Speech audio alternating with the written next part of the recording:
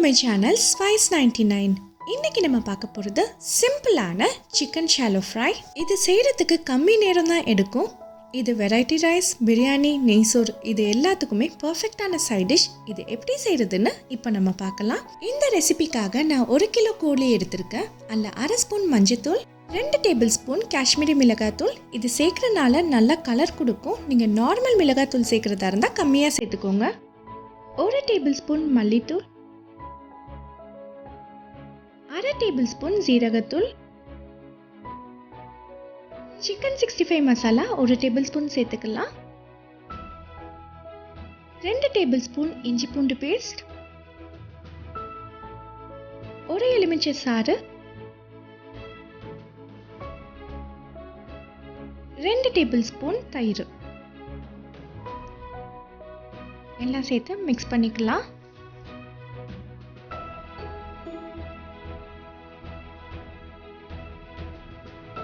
கோழிக்கு தேவைப்படுற அளவுக்கு உப்பையும் சேர்த்து மிக்ஸ் பண்ணிடலாம்.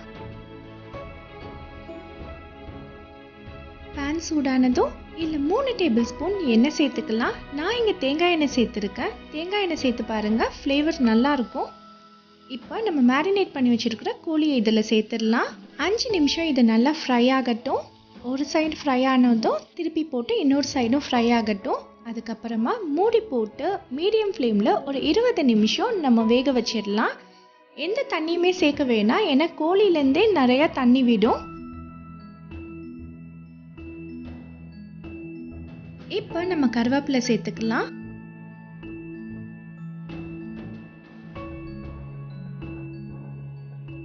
தண்ணி வத்துற வரைக்கும் இதை நல்லா ஃப்ரை பண்ணலாம்.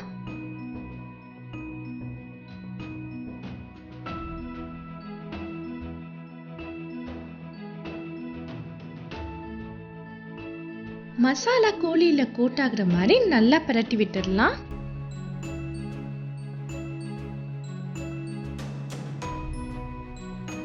தண்ணிலாம் வத்தி கோழி இப்போ நல்லா ஃப்ரை ஆயிடுச்சு.